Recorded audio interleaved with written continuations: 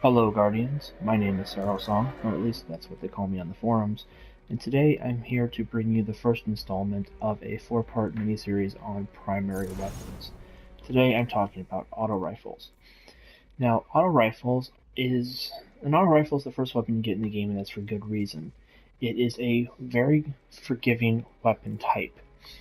Now, auto rifles are characterized by having the least degree of difference, or at least delta, between your minimum time to kill with all precision shots and your longest time to kill with all body shots. Um, they're very forgiving in that way. Also, it doesn't really matter if you drop a couple shots because you can get right back on target. That's the primary strength of the auto rifle. The downside to the auto rifle is, of course, that you have to engage your enemy for the entire duration of the fight. You have to be out of cover with your reticle over the target if you want to do damage to them. You can't just shoot, get back in cover, shoot, get back in cover, and shoot. You have to continue to keep your reticle on the target. Now, there are three particular flavors of auto rifles, if you will. You have the 2 impact 100 rate of fire Doctrine archetype. You have the 8 impact 88 rate of fire hatchet archetype. And then you have the 28 impact 77 rate of fire Dresden archetype.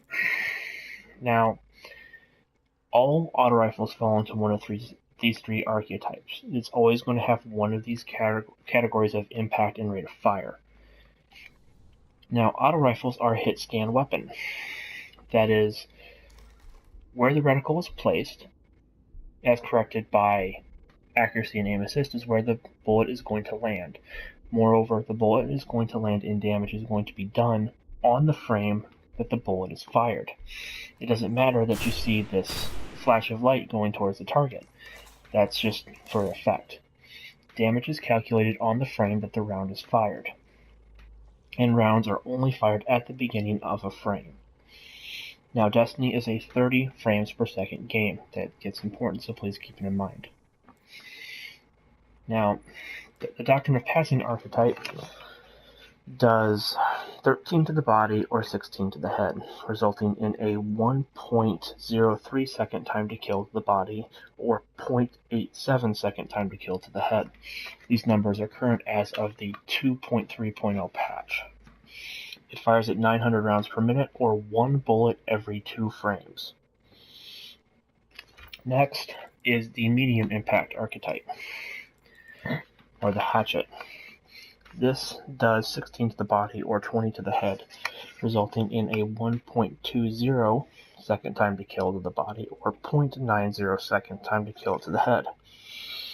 It fires at 600 rounds per minute or 1 bullet every 3 frames. Last is the hatchet archetype, or Dresden archetype rather. This does 20 to the body or 25 to the head, resulting in a 1.20 time to kill to the body or 0.93 second time to kill to the head. It fires 450 rounds per minute or 1 bullet every 4 frames. Now, what are good perks to have on your auto rifles? Well, across the board, you want as much stability as you can get. After that, or rather before that, you want predictable and controllable recoil. On the vast majority of all legendary weapons, that's going to be a perk called Counterbalance. It's not necessary to have an auto rifle or a counterbalance on an auto rifle, but it makes it much, much easier to control. Let's compare the recoil patterns of this weapon without counterbalance to one with it.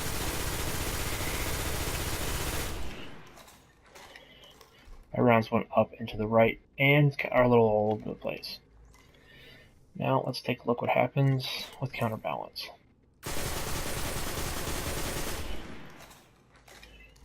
It's much closer to vertical. Now, even with the nerf to counterbalance in the 2.3.0 patch, it is still a much more favored perk over pretty much every other perk out there. One perk that is exclusive to auto rifles is called Focused Fire. What this does is it increases the amount of damage each round does by 33%, but it decreases the rate of fire by 33%. What this does in practice is it turns a high rate of fire auto rifle into a medium rate of fire auto rifle, a medium rate of fire auto rifle into a bad copy of a high impact auto rifle, and it makes high impact low rate of fire auto rifles even more high impact and lower rate of fire. It's generally a bad perk to take because it increases across the board the time to kill on all auto rifles, but it makes the weapon more stable. Sort of. It makes it easier to control the recoil because it's taking longer between shots.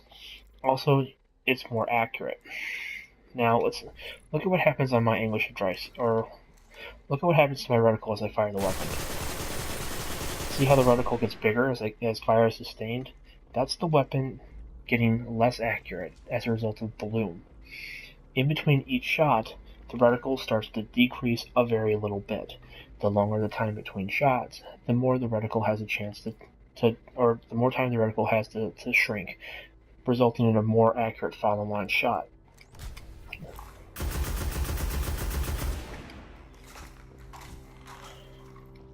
That's really auto rifles in a nutshell. So, to recap, there are 3 damage types. You've got your Doctrine, you got your Hatchet, and you got your Dryston. Generally speaking, the high rate of fire auto rifles are best for the Crucible. They're the most forgiving, they have the slowest time to kill, but they also have the least range. That's their one downside. You want counterbalance and as much stability as you can get. Pretty much ditto for medium rate of fire auto rifles, although that 0.03 second time to kill is more noticeable for precision shots. With a lower impact auto rifle, it's easier to drop a couple of shots or to miss a couple of shots and then just make it up. It's more forgiving. The higher impact you go with your auto rifle, the less forgiving it becomes, and it becomes more and more vital to land all of your shots. So, least forgiving, medium forgiving, least forgiving. That sums it up. So, until next time, Guardians, when I cover pulse rifles, eyes up.